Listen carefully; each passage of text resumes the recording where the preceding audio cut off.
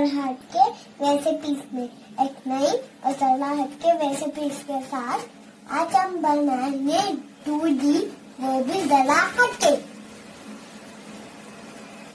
इसको बनाने के लिए दूध, बादाम, शक्कर, घी, बेसन करेंगे, घी डालेंगे, बेसन डालेंगे, बेसन को अच्छे से फेंटेंगे। तो आइए बनाना शुरू करते हैं।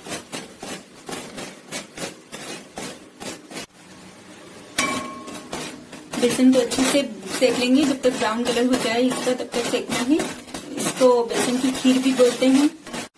यहाँ पे मैंने 2 चम्मच घी, 2 चम्मच बेसन और 2 ग्लास दूध लिया है। और शक्कर आप स्वादानुसार डाल सकते हैं। ड्राई फ्रूट, शक्कर और इलायची आप स्वाद के अनुसार डाल सकते हैं।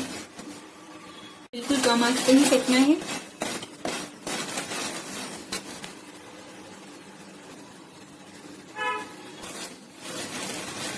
देखिए इसका कलर ब्राउन होने लगा है, थोड़ा और ब्राउन होने देंगे। देखिए इस तरह से इसका कलर ब्राउन करना है। अब इसमें हम दूध डालेंगे। दूध बिल्कुल थोड़ा थोड़ा करके डालें। इसमें बंद डाल देंगे। थोड़ा थोड़ा डालते जाए, हिलाते जाए।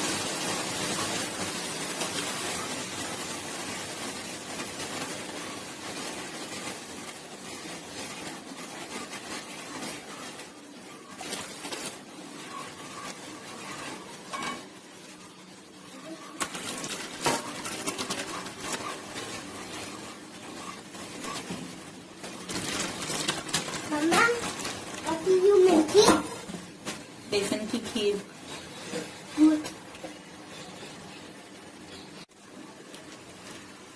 यहाँ पे मैंने 2 ग्लास दूध लिया है, तो इसको उबाल के हमको 1 ग्लास करना है। 2 ग्लास से जब तक 1 ग्लास नहीं हो जाए तब तक इसको उबालना है।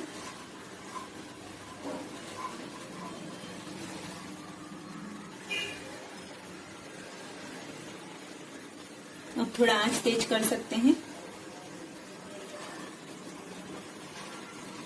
अब थोड़ी थोड़ी देर में इसको चलाते रहना है। इसको दूधी या बेसन की खीर कुछ भी बोल सकते हैं। और इसको पीने से सर्दी खांसी ठीक होती है और ठंड के लिए बहुत फायदेमंद है।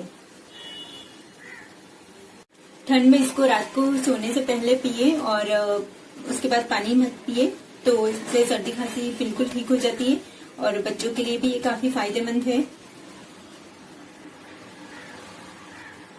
और इसको कभी भी पी सकते हैं, दिन में भी पी सकते हैं। लेकिन इसको अगर सर्दी खांसी ठीक करनी है तो इसको पीने के बाद पानी नहीं पिए, 1 घंटा पानी नहीं पिए।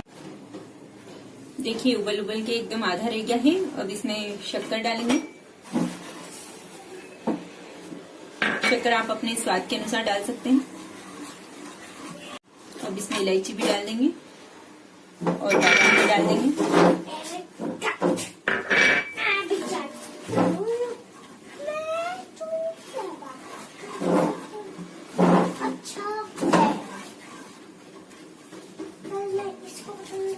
देखिए ये बनके तैयार हो गया है। अब इसको बाहर निकाल लेंगे।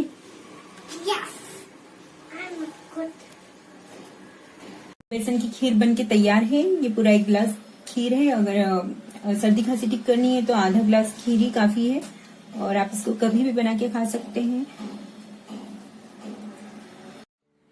अगर आपको रेसिपी पसंद आए तो वीडियो को लाइक करें, ज्यादा से ज्यादा इसको शेयर करें। और आगे भी चाहते हैं ऐसी ही हैबिट के रेसिपीज देखना तो अभी तक अगर आपने मेरे चैनल को सब्सक्राइब नहीं किया है तो आप सब्सक्राइब कर लें। और सब्सक्राइब करते हैं तो साथ में लगे बेल आइकन को भी दबाएं, जिससे कि आपको मेरी रेसिपीज के नोटिफिकेशंस मिलते रहें। और आप चाहे तो नीचे कमेंट बॉक्स में जाके मुझे कमेंट भी कर सकते हैं।